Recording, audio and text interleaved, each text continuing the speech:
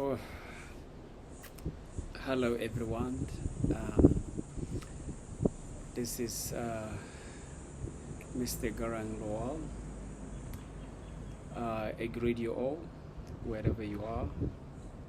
Um, to all my fans, my followers, my influencers, my family, my friends, and everyone who is going to watch this video. And basically, to those who have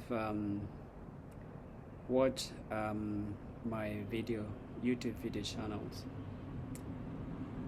I thank you and appreciate you. I encourage you to continue to do. If you have been inspired, educated, and motivated about those topics that I have discussed, and I believe, we assume that we know everything, but we never learn, we never stop learning. Life is a continuous journey of learning, discovering. So as we discuss various topics, I believe you will come across something that will trigger your mind, something that will help you, something that will guide you.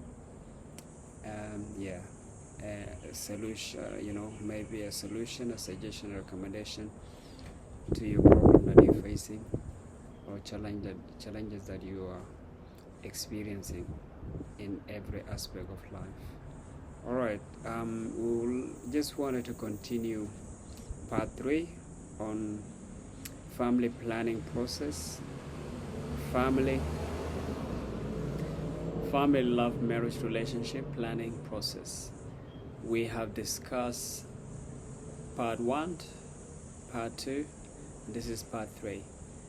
We have begun by introducing that family planning, family love marriage planning process is a very critical aspect of life. In fact, if people do not have a good foundation family relationship, it could negatively impact every aspect of life: financial, physical, emotional, and so forth. So, and that's why I thought discussing it will help me, talk about my life experience in my family love marriage relationship, and also reflect, on the on how family love marriage relationship are established, maintained around the world, various cultures and social and different societies in different countries. As you watch this, you may reflect as well based on your country, your culture, and your people, your society, and how family love relationship and marriage relationship are formed, established, and maintained throughout life. Okay, so we introduced that that family marriage is a social institution and a contract established between two people, and to agree to live together for a purpose.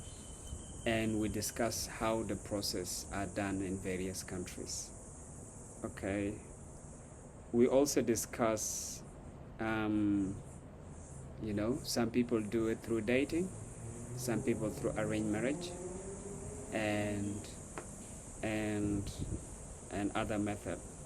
We also discuss about dowry, that when you come to get married, some people demand or ask for dowry, which is a bride price. We also discuss the objective and the purpose why people get into the relationship in the first place. That was in part 1. The age the appropriate and the right age of marriage and love relationship. What is the right and appropriate to get married and to fall in love. Is differ in various cultures and society.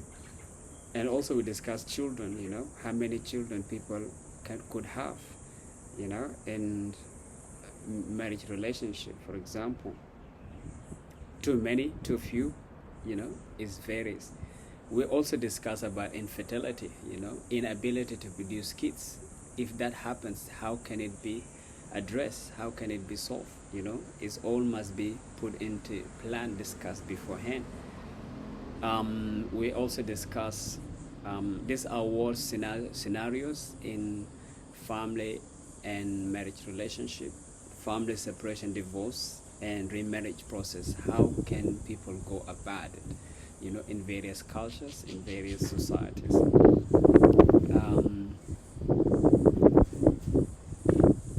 We also discuss monogamous, polygamous, polyandrous. These are different types of marriage relationship that people have. Monogamy basically is having just one partner. Polygamy is having two partners in a relationship. Polyandrous is when a woman have multiple husbands, while polygamy is when a man have multiple wives. We also discuss about the role of the government. Is really the government is helping. What is the role of the government in helping people, succeed in finding their life partner, or establishing marriage relationship and producing kids, and managing separation, divorce, and marriage process and dowries and all these things. What can the government do? Because at the end, we've said marriage is a social institution. That's mean, and we have social laws, family laws around the world that can be enacted, can be introduced to help us, guide people. So today we are going to discuss part 3, which is begin with raising children in the family. Yes, when people produce kids, do you just produce kids? You expect to raise those kids in a proper way, in the right way. Otherwise, what is the point if those kids, for example,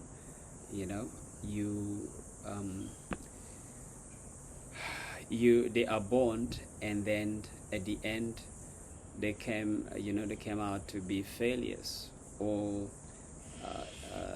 God forbid something happened to them as a result of negligence of the parents, of not taking adequate care, not being protecting them very good, not giving them adequate care, adequate attention.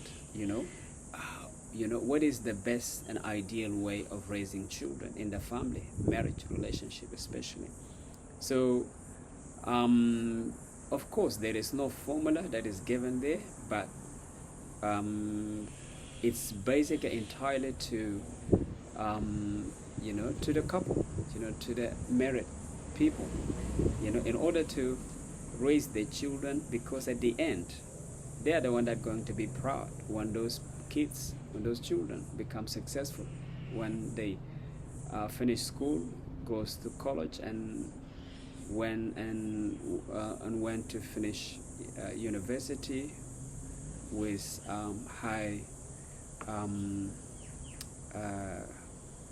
high degrees, and when to be successful in life, obtaining very good earning jobs,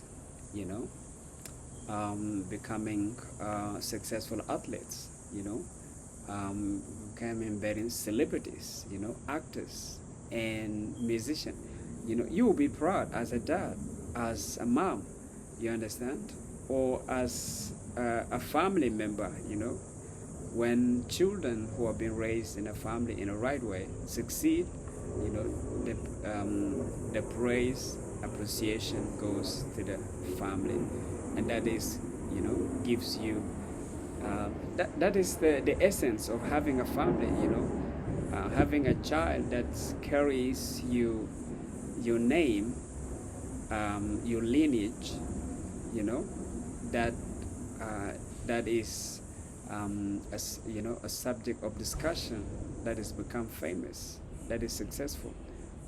So that what every family, every parent's dream, but it does not happen automatically without giving some time, resources, and effort into raising successful and wonderful kids. For example, upon when people get married in the world, their hopes and expectation is to have children from that relationship.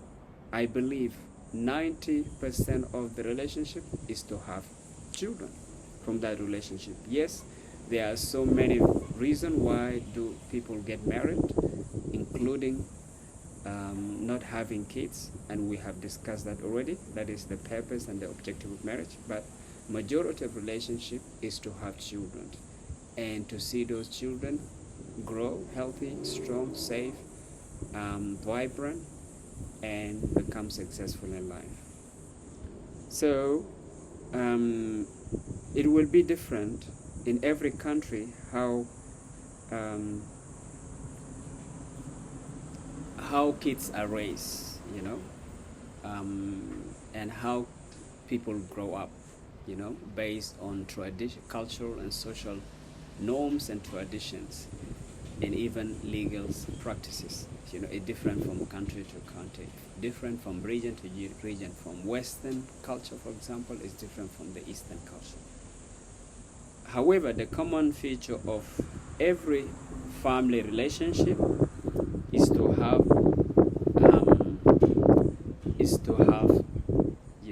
is to raise wonderful kids from that relationship.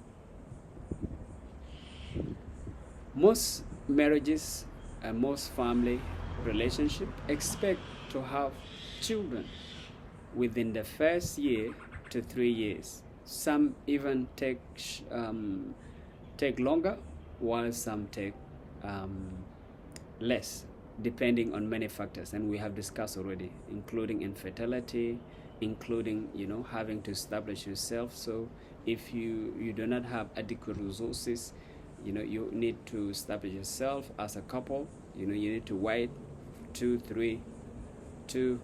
2, 3, 4, 5 years before you eventually have a child. And it depends. While some people can have a child, in the first year, even without adequate preparation, adequate resource. It's just they are going to depend on God to protect and help them raise their kids, and that's why it's a culture. So raising kids is entirely dependent on children, and also depend on many factors. This include financial institution, education status, the environment of the country, and the cultural religious background. So these are the factors that influence, the couple's ability to raise successful, wonderful, and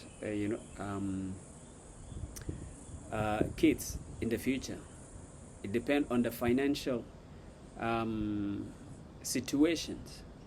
If you are financially stable, financially independent, you will not have a problem, because you'll be able to provide everything that a child or your children needs. Education status, how educated you are, it will determine, to understand the value and to know the value of getting your kids into the school so they can have education. Because when you are educated, because they say knowledge is power. And why they say it's knowledge is power? Because when you possess the right information, you apply the right wisdom, and you obtain whatever you need. You apply wisdom, you apply that knowledge in order to access the resources that you require to to guide you in the right direction, to make the right decision, to take the correct actions all the time, most of the time, at least. You understand?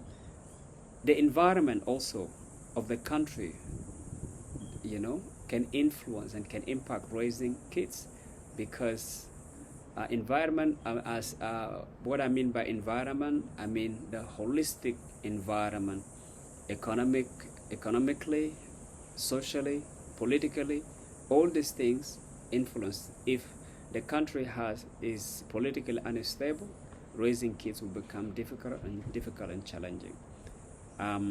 If there is socially or economically, country is not stable, it could also influence raising kids and and looking after kids properly. Cultural and religious background, beliefs, they can influence raising kids as well. In fact, some cultures are very good and religion, while some cultures are very extreme, which sometimes it can lead into negative consequences. So we needed to maintain the balance of having the right cultural, social, and religious belief, while also attaining what we want in life, So all these factors influence and impact the, raising successful and wonderful kid. So, like I said, social, economical, political factors play a critical role in raising healthy, positive, excellent, and successful children. So, however, every parent, family, and couple wish and hope to raise healthy, positive, and prosperous kids.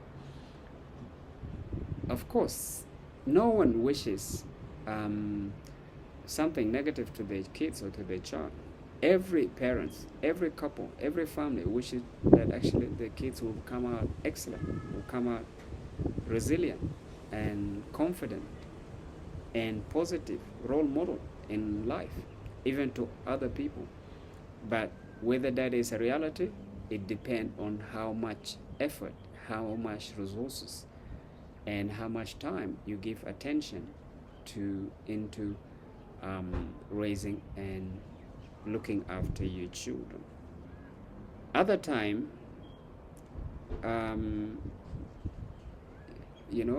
it can come out absolutely, opposite, to parents or couple can fail miserably, to raise successful kids. Kids can come out failures, can drop out of school, can become a drug addicts, can end up in prison due to many reasons, can die prematurely. Of course, we cannot say that it's always the parents' fault, but they they must do all that they can in order to achieve the maximum successful outcome in terms of raising kids healthy, positive, and successful. So it can also due to outside. It can also be due to other factors that beside outside of family and parent control, such as, like we talk about social, political, economical factors before. So we cannot always blame parents, but the factors can be outside of parent control, and that's okay, because there's so many things that we cannot achieve, because at the end our abilities as human are limited, but we should strive. Parents should strive, families should strive always to do all that they can to raise healthy, positive, and excellent and positive children. In a perfect world where there is peace, security, stability, socially, economically, and politically, every family and parent will raise their children successfully. So, with in contrast, if everything is excellent, everything is peaceful and secure, and there is stability everywhere, you know, there is no doubt that children will come out positive, healthy, and excellent and successful. And that is the hope of and wish of every parents and family. All right. Now we are going in very quickly in order to cover as much ground as possible. That was raising children in a nutshell. So we are going to discuss couples' duty and responsibility in love and marriage relationship. Family love and marriage relationship. When couple get married, what each one supposed to do, what a husband supposed to do, and what a wife supposed to do, what a man supposed to do, what a woman supposed to do. Why? Because now the roles are changing around the world. You know, what men used to do in the past, women can still do today. And vice versa. So let's discuss. Traditional family in the medieval era was the man's and husband responsibility to provide for his family, including the wife and the children. In medieval, that is back in centuries ago, it was the role of the man and the husband to provide for the children, and it's still today as well. The man was responsible for working, toiling the ground, either on the farm, cultivating crops, planting vineyard, and fruit and vegetable, and harvesting the produce, and taking them to the market to be sold, and leaving some, for the consumption at home. Other people were experienced in looking after the cattle and sheep and other domestic animals from which they could obtain milk, meat, and leather for local consumption, and some for trade in exchange for grain and crops. So this is back, before the Industrial Revolution. People were farmers. Some were, cultivate the ground, to produce crops, vegetable, fruit. Some were looking after the cattle, and sheep, and after animals, and that's how people were living. And obviously, these were the roles of the man and husband. Other men were skilled in hunting in the forest and fishing in the rivers and sea and lakes for fish to sell to consume in the house. Some were fishermen, some were hunters, some were farmers. So that's basically the life before. And all these were the roles and responsibility of men.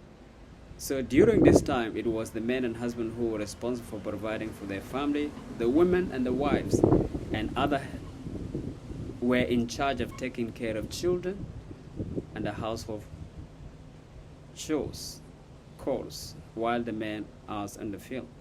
So, yes, oftentimes the man and husband can get help from their wife, Sometimes, as time progresses, the husband can get help from their wife, but not most of the time.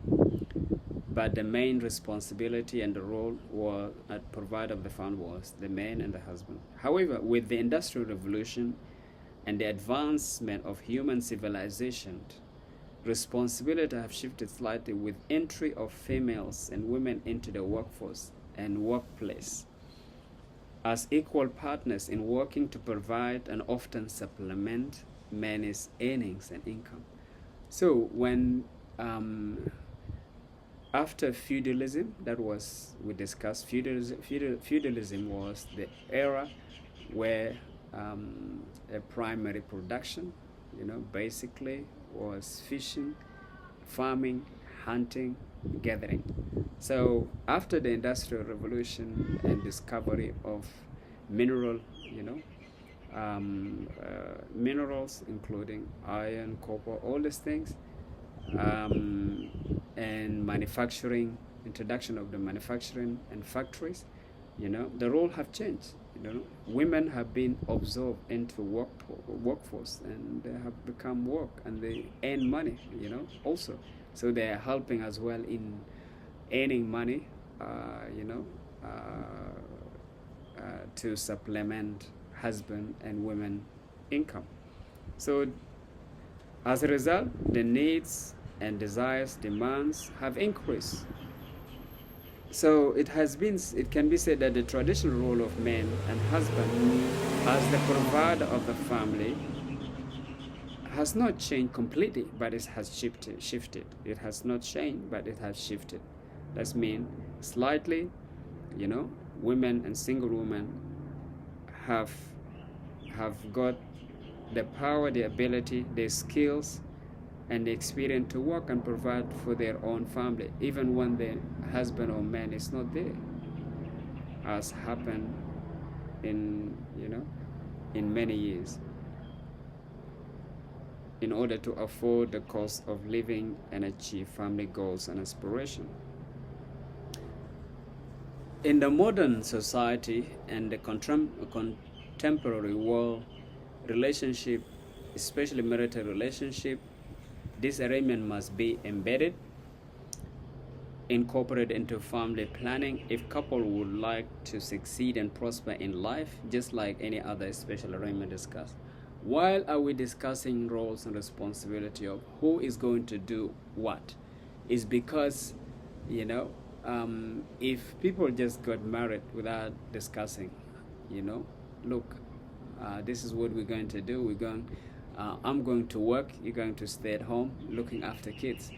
There's going to be some conflict and disagreement later on, and that can lead into separation, divorce, and that is not good. So it's either to discuss and to obtain consent from the party, before getting into marriage relationship. So I thought this is really very important, that can be discussed during getting to know each other, which is include dating or arranged marriage or whatever, and just to make it easier for the family relationship to thrive and to succeed.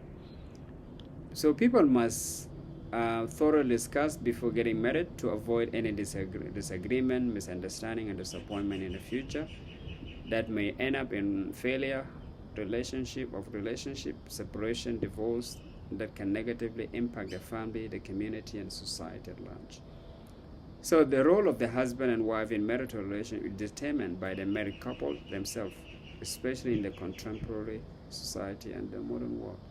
So, people can discuss. Nowadays, men can cook, before, back many years before, men could not cook. Only women are responsible for cooking, but now, we have many chefs that are men. Come on. Come on, man. So it's a job even, that you can do and earn money. So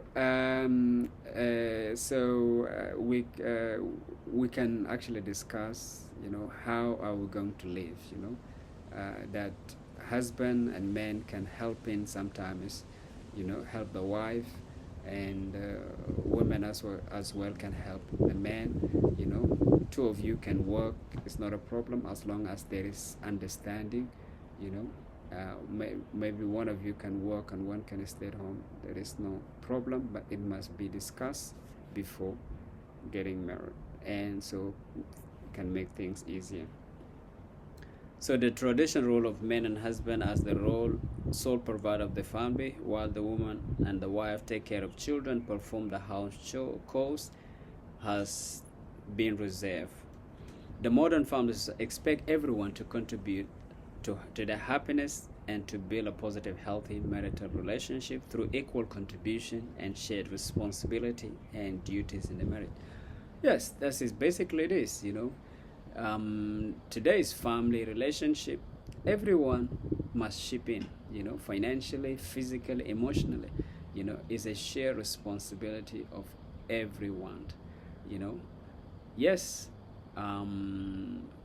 there's going to be cultural, religious, social differences. Even in societies in the West, it may be different. In Africa, in Middle East, you know all these regions, the roles and responsibility are still separated and distinguished and clearly determined. Everyone knows what is their role and responsibilities. So that's why I'm discussing this one. If you find yourself, you are from the Middle East, you are from Africa, and you are come to Australia, what are we supposed to do?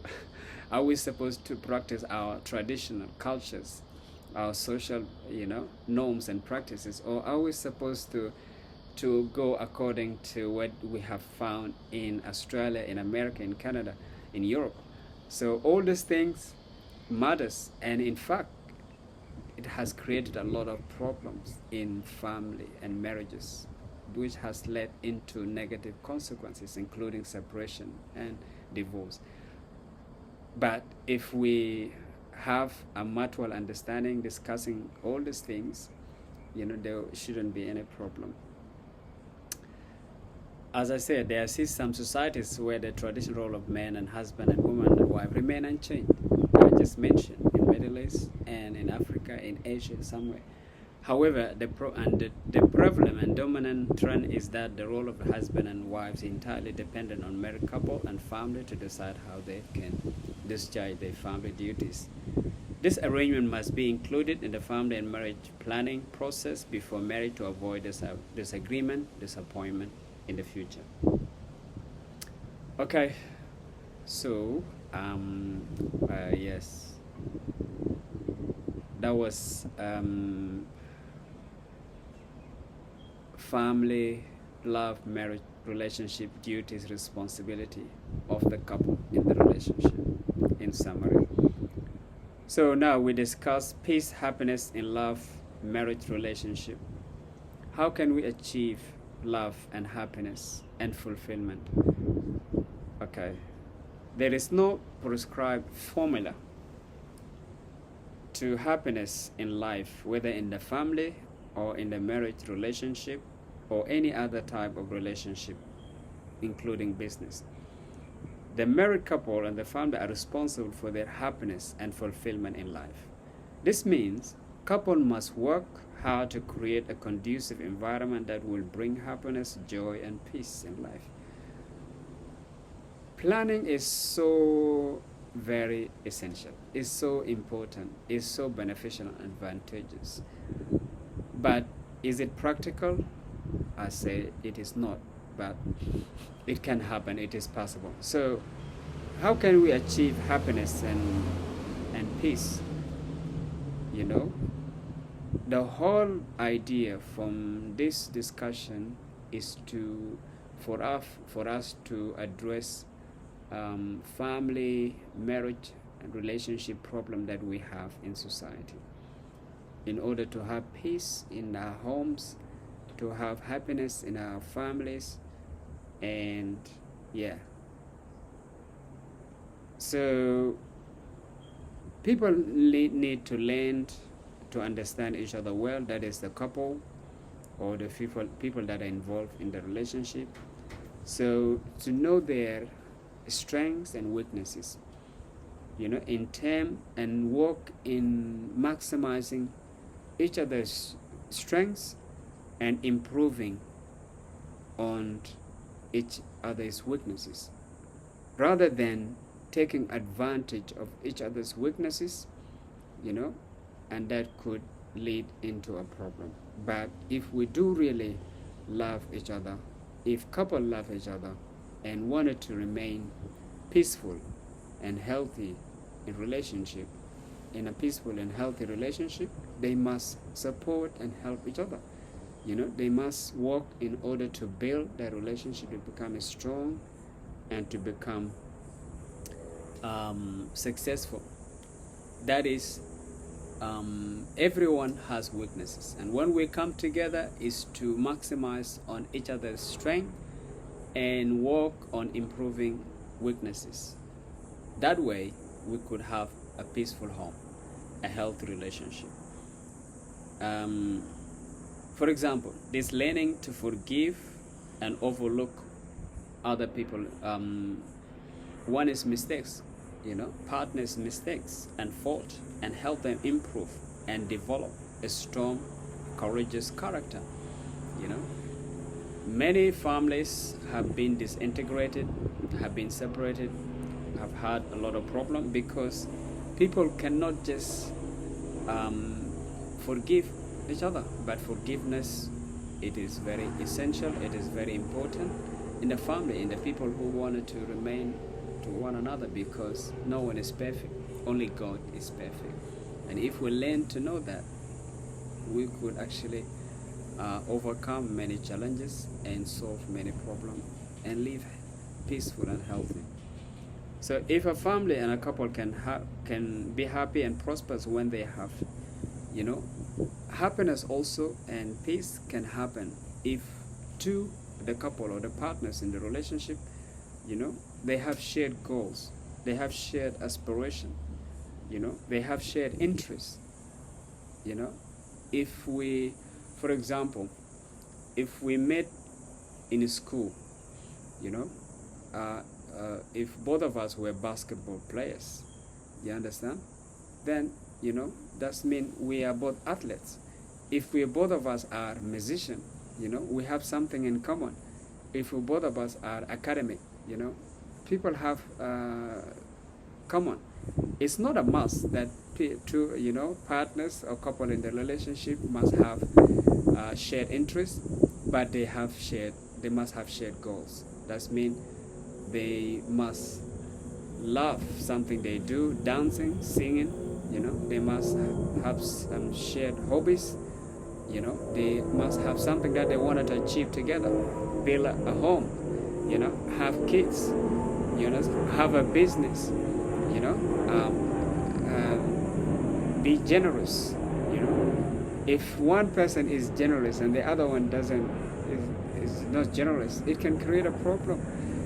If one person is kind and the other one is not kind to people, it can create a problem. So people must have some similar attributes, and that's the purpose of dating, and that is the purpose of getting to know each other beforehand, before getting into a relationship. If that happens, then I believe we have a high percentage of achieving peace and happiness in the relationship.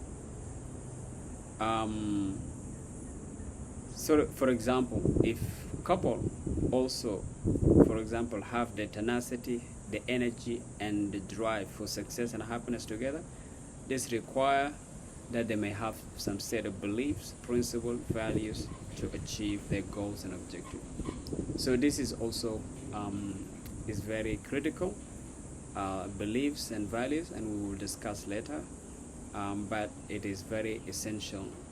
For example, if one person believes in philanthropy and the other person does not believe in charity, for example, then that can create a problem, because the other person would be complaining, why is the such and such is wasting money, but what the other person doesn't understand is maybe that person has the value of charity, the value of helping people, financially, and philanthropy. So that's really very big concern. Yes, so the beliefs and values and principle, the way people save money, the way people invest money, if people have those same beliefs, then there's high chances of achieving a peaceful home. If a family enjoy leisure activities and interests together that is full of happiness and excitement, there is a high chance of achieving peace. Because sometimes husband would like to travel, but a wife does not want like traveling. So that is a problem there. So a husband can travel and go and find another beautiful woman, which is a big problem, can create a problem in the relationship. Why? Because the wife has created a vacuum, where if a wife has traveled with her husband, then there is no problem. Maybe a wife like to go to shopping, like to go to beach, like to go to cinema, but a husband like to watch game, like to go to sport. So all these things can create a problem. But if a couple or the family learn to enjoy leisure activities together, there is no problem. Even if you don't have interest in that leisure activity, you must compromise. Why? Because in order to save the relationship. That's the essence of having relationship, coming together, because two different identities coming together to join as one is not easy. There must be some compromise, there must be some consensus. Okay. These are considered essential part of keeping the family and children engaged and active and developing strong love bonds within the family. So this is in a couple, but when the family increases, including the children also must be trained and taught how, to join and engage in family activities. When children are engaged and active in the family leisure, interest, activity, it can create love bonds and build a strong mutual relationship between the family that cannot be broken, that is unbreakable, which is good to a peaceful and healthy family relationship. If the family have different opinion about their belief, values, and principle, it can reflect in their attitude and behavior, which could negatively impact their relationship due to disagreement and misunderstanding regarding decision and action. So if everyone, even the children, have their own beliefs, system, values, and principle, yes, it could slightly impact, but I'm talking about the couple. The children, yes, when they're young, they can still be trained, be advised, be guided by the couple. When they grow up, they can begin their own life journey. They could have their own beliefs and values and principles, and the parents have no control over that because they are kind of adult already. But when they are young, they are still under the guidance and the custodian of the parents. So, and this is a very good time to instill in them the values and the beliefs, positive values and beliefs and principles of the parents. They don't have to embrace them, but as long as these are positive in parents' opinion and family opinions, it's okay that the children could embrace this one. When they grow up, they can decide and determine whether to live up to those values or not. And that's, as parents and guardians and family, you have done your duty. It is important also that couple include family planning before starting a family to avoid catastrophic marriage. So also, how a family can remain peaceful, happy, prosperous, successful, all these things, they can be discussed. You, as a partner, you wanted to know your future partner's goals, their interests, their principles, their values, and then assess them whether they are aligned with what you believe and what your values are. If they are, then you can go ahead. If they are not, is there any compromise? Is your partner or family member is going to make future compromises, consensus? This must be discussed in the family planning, and that is the essence. And okay, happiness and peace in family relationship also, and marriage relationship, is determined by how sexual relationship is conducted. So there are so many how the couple are affectionate, love one another, and that is can be demonstrated through how sexually active the couple are. So sexual intimacy is very essential, and it's a very essential need that must be satisfied in a family relationship. Okay, so because it is an essential component of love and marriage relationship. So if a couple or the family love, or partners love each other, it means individuals have a strong emotion, affection, and feeling toward another, usually an opposite sex. A man has a strong feeling and affection to a woman, and a woman has a strong feeling and affection to a man as well. So love, relationship, and sexual intimacy include touching, caressing, kissing, hugging, physical intercourse, of course, between a male and female. So in the relationship, there must be, demonstration of affection, of love, including touching, caressing, kissing, hugging, physical. All these things are technique and strategies how the family can remain together and can build a strong love bond among themselves. Some people do not really practice that because of religious, social, cultural limitation or barriers and practices.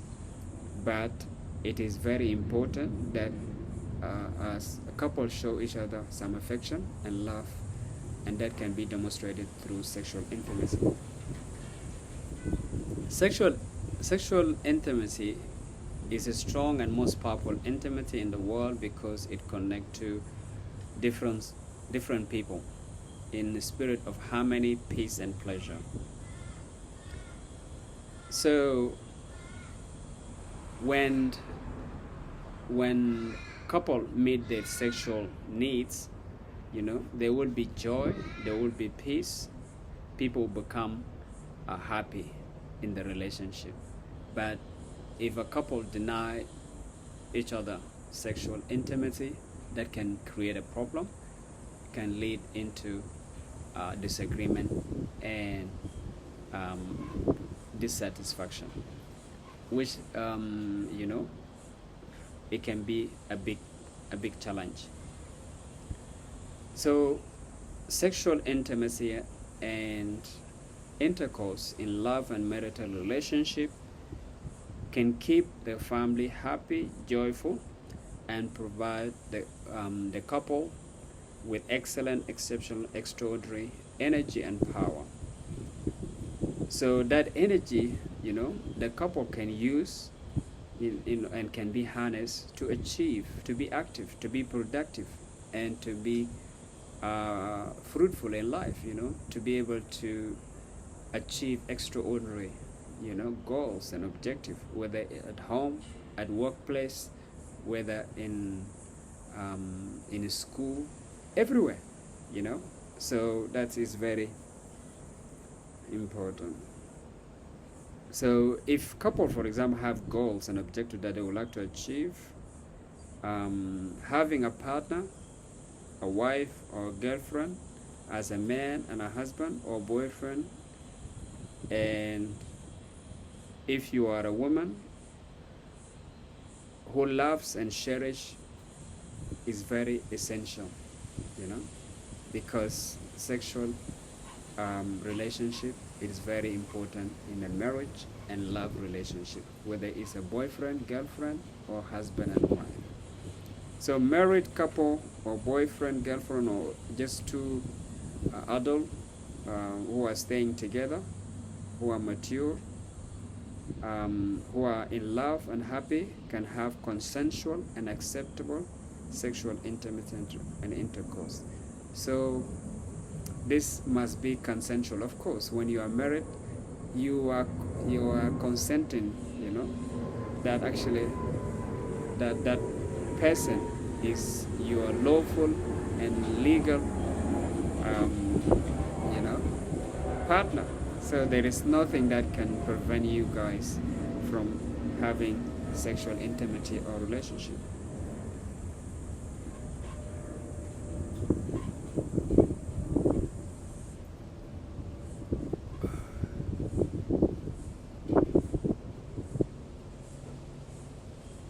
So sexual intimacy is very essential in marriage and love relationship to keep the marriage and family relationship happy and peaceful.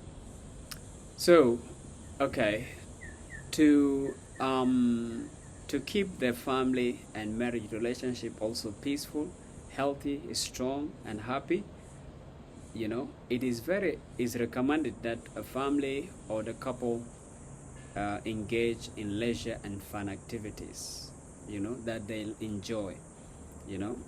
The family and the married couple can remain happy and peaceful and joyful by learning to fulfill their free and leisure time doing their favorite activities and hobbies and interests. You know, sometimes, you know, people can be married, can be staying at home, you know, maybe in the weekend, maybe even the holiday. Even those who maybe they receive social security from the government, you know, those who are unemployed, at least temporary, you know, how can you fill that time? Otherwise, you know, it can be filled with argument, can be filled with discussion that are unnecessary. But a family can be creative, to be happy, to be joyful by doing their favorite activities and hobby, you know, including the couple, the kids, you know. So planning and schedule a family activity this way will keep the family occupied, active, and healthy throughout their life. So family and the couple must discover and discuss the type of entertainment and leisure activities and interests that they would like to do in their free time when they are at home, or even when they are in holiday vacation. So some activities and interests can be performed individually or collectively, ranging from work to study, house show, games and fun activities, and fitness and interests. This can help the family remain happy, engaged, and hopeful. So we discussed before duties and responsibilities of husband and couple, and husband and wife in the relationship. When duties and tasks are being divided among husband and wife at home, among the couple, even the children, it makes it easier for each and everyone to be busy doing their own activities. You understand? And when people come to engage in hobby, interests, or other activities that are entertaining, the family can come together. This can, you know, can help the family avoid unnecessary argument, you know, that could lead into undesirable outcome. And that's why I put this one. If the family can actually discuss what each one interest is, what each one hobbies are, what each one, what the person likes and what they don't like beforehand. It makes it easier when we come together, when we get married and we go home, for us. Okay, I think this is really is very good for us. Let us do this. Um, some activities can be done individually. That's what I just said, and some activities can be done as a family, collectively, including the children. So the couple can do their own activities when the kids are away at school, or when the kids come home. They can also join family activity after dinner, or after supper. It depends, whatever, or on the weekend. So it depends. That way, the family really will remain happy, remain peaceful, and these are the family that will continue to love one and support one another. So, for example, family games and fun activities stimulate the mind and the body and help people develop social skills and creativity necessary for personal and professional development, self-esteem, and self-confidence. Why this also is important is not only help the family build a strong bond love relationship and keep the family intact and peaceful and healthy and positive, but it also stimulates the mind when people are engaged in any interest, whether it's dancing activities, singing, music, playing an instrument, or engaging in fitness activity, sport. These things stimulate the mind and the body and can teach people some creativity, develop, creativity skills and some social skills, and that are very important for personal and professional development. They can help the person, develop high self-esteem, high self-confidence. Is very important, and that is responsibility of the parents and the family to teach to the children, because children, if they are not taught how to be confident, how to develop their high self-esteem when they are young, it will become difficult for them when they grow up. So self-expression is very important to be trained early in the early years by the parents, by mentors and coaches, so people can develop high self-esteem and high confidence and other social skills as well. For example, I put in some family games activity here and interest. Family can play Monopoly and Ludo. This is a family game activity that people can play. Family can go to soccer training, basketball training, tennis, swimming, you name it. You have so many types of sport that the family can engage their children in, and support them as well. People can go to the zoo, just maybe once every 6 months or once a year. It's very important to expose the kids into nature, into especially some wild animals that are kept in the zoo. It's very important to go to the park every now and then, every month or often, to go expose kids to to playing in the park. Is very important, and there's fresh air. Going to shopping, or maybe doing some praying activity and going to church, and some religious meditation or Bible study. Having breakfast, lunch, and dinner together as a family. Going to the movies in the cinema is very essential. Sometimes there are family movies that are, are on the cinema.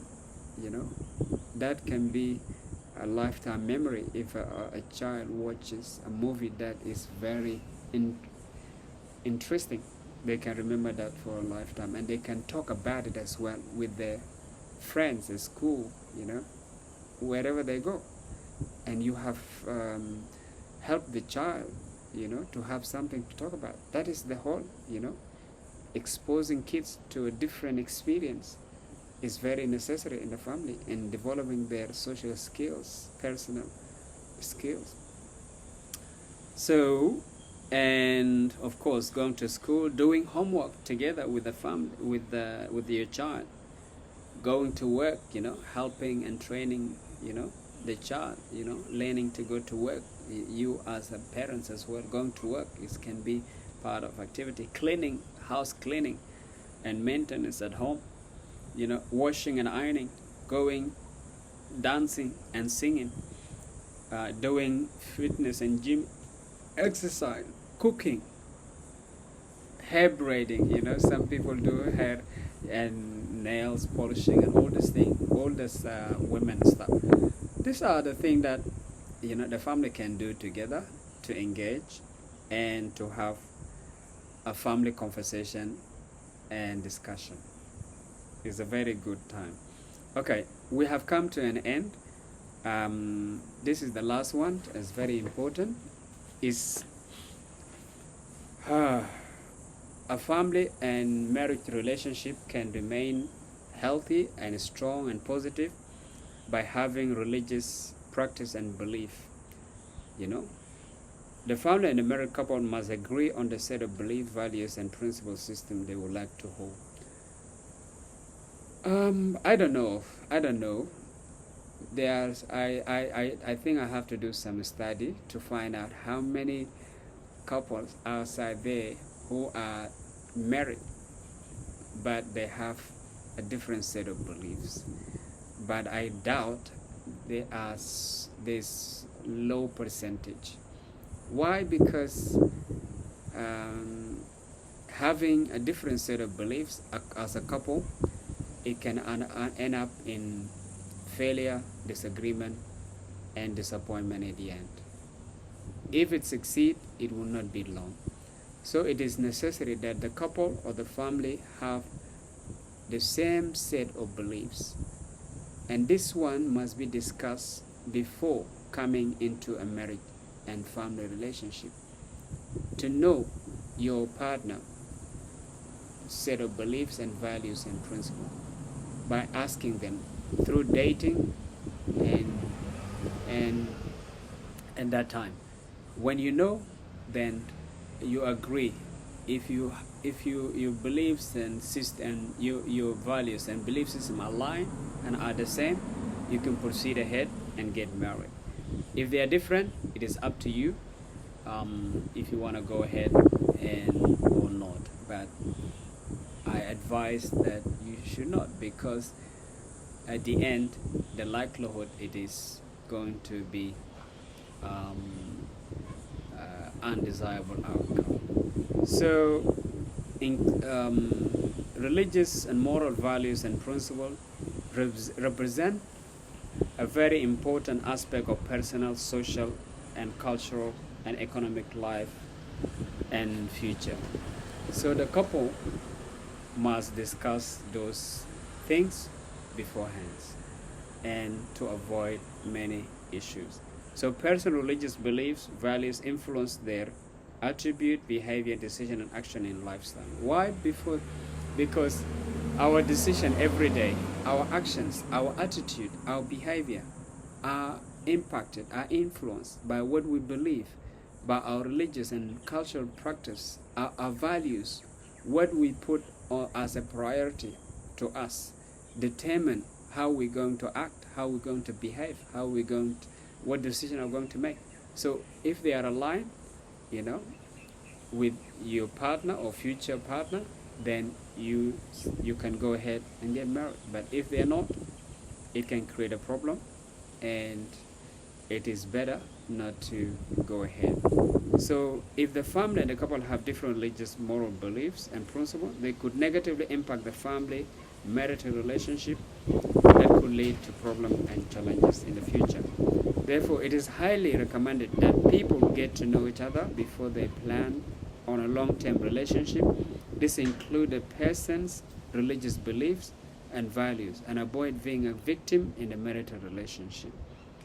So it's very essential. This is possible in relations where people have the freedom to discuss and understand each other through dating. Of course, you know, this is only, it will be possible if the couple, if the couple or if the couple or the married partners have the freedom and the time to discuss through marriage, through dating process. But through arranged marriage or online dating or marriage at first sight, of course, people will not have time to discuss all these things. I'm not saying that those marriages do not succeed, but the likely outcome, it is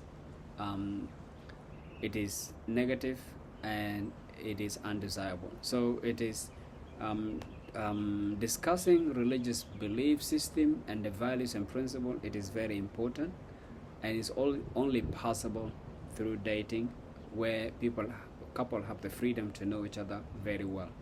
In the arranged marriage,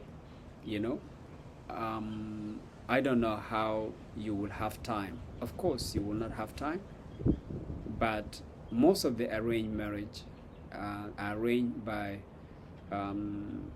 two families who have a set of beliefs, who have a set of religious belief system and same values.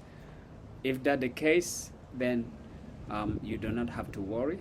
But if not that the case, I suggest, because I'm a person who believes in dating process, in knowing my partner before we get married, getting to know each other, taking some time, 6 months, 1 year, even 2 years. That will give me enough time to understand them very well and to discuss some important issues. So in a place where the married relations are arranged by others, including parents, it can be extremely difficult to have a choice and the freedom to question and discuss this important aspect of relationship. So, and that's why we're discussing this one, because some arranged marriage really end up in failure and unsuccessful, of course, which is not a good for society, it's not a good for the community. And that's why we're discussing this one for people, communities, societies, government, and leaders of countries to reflect on their cultural, social, religious, and legal practices regarding to marriage and love relationship, and change what must be changed in order to have a peaceful and healthy, positive family relationship, and of course, peaceful and healthy society and community. So family and marriage planning are very helpful in addressing these issues and problems and providing people with the opportunity to think and reflect before getting married or starting a family. I think we've come into the conclusion. We've stated family planning, love, and relationship is a crucial aspect of successful, healthy, and prosperous life. People who would like to get married and start a family must carefully consider several factors in preparation to starting a union between two people. The future couple must first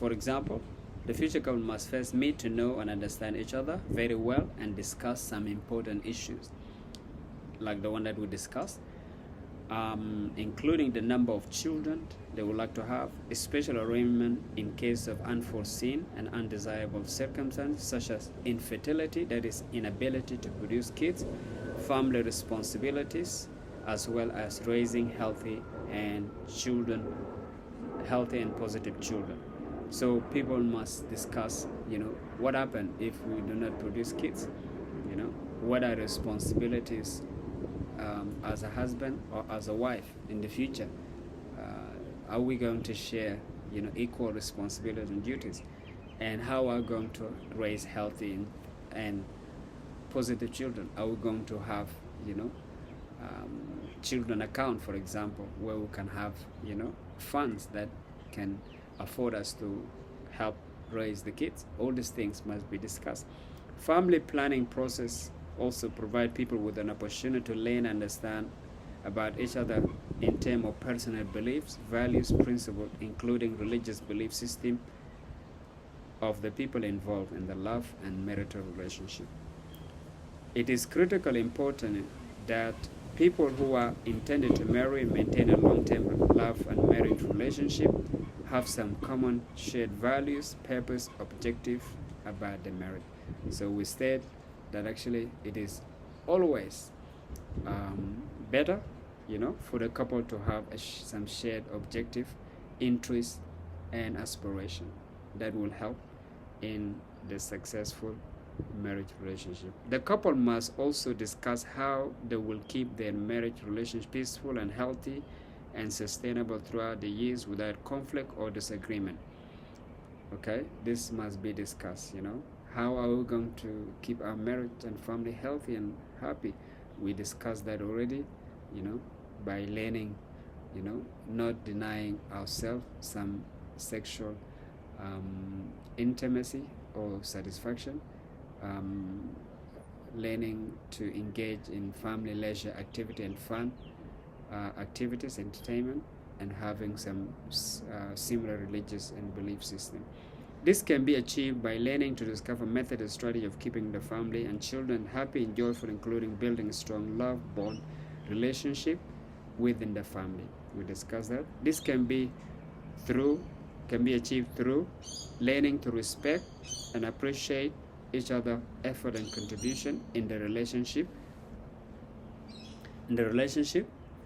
Including celebrating family members' birthday, anniversaries, public holidays together as a family, and exchanging gifts and presents. It's very important that a family learn, to celebrate Christmas, Easter, New Year, and wedding anniversary, marriage anniversary, children birthdays, and not only to celebrate, but exchange present. That will help actually, build the peaceful and healthy family relationship. It can also be through performing engaging in family fun activity and interests together as a family, such as watching, playing a games, or watching family movie, or going for a holiday. Family planning process can also be at the collective level, because as referred to earlier in the passage, that family and marriage problem include domestic violence, separation, divorce, which can negatively impact the community and the society economically, socially, and politically. Therefore, to prevent this from happening, the government or the state must play a key role in helping people plan their family, love, and marriage relationship. We've discussed that the government has a very huge role in terms of helping people plan their family, and marriage relationship. How? By introducing social laws that will make it easier for people to know, how to establish family, the appropriate age of marriage, the dowry can be set, by the state or the government. In countries where the dowry is practiced, how people get separate and divorced and remarried can be set by the state. All these laws can help people, the custody of the children can be arranged. Many things, so the government has a huge role. For instance, government, the state can assist people determine the appropriate age of marriage, as is being done in the countries. The society can help people by setting the social cultural norms and practice, as well as the legal laws and regulations that can be observed and followed when planning to marry and start a family. This may include the nature, the dowry, we already discussed that. It may include determining the type of marriage relationship people could have, including monogamous, polygamy, polyandrous, and open relationship. I'm a person who has experienced a lot of negative experience, not knowing that actually polygamy, polyandrous, open relationship exists in my community and in my society. and there are some people who may be struggling as well, who do not know. So that's why, so the government can make it, available.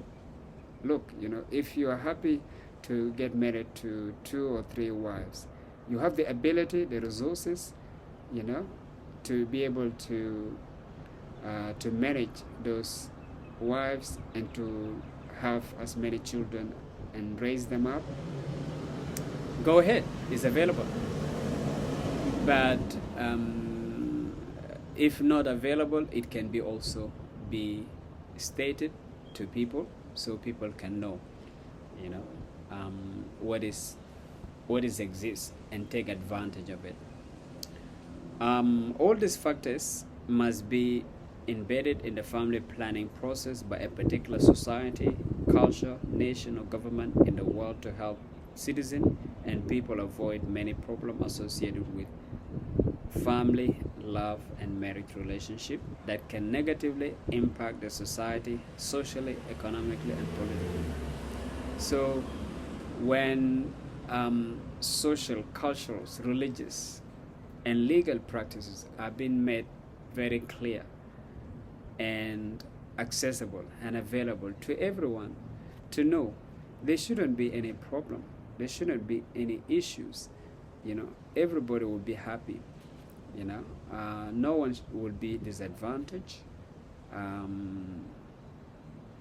by family, love, and marriage relationship practices, but everyone will be happy, and that's the kind of the world that we want. I believe in making the world a better place, and family, love, and marriage relationship planning process is a part of making the world a better place. So and we expect that the people who we vote into the office of leadership of the government,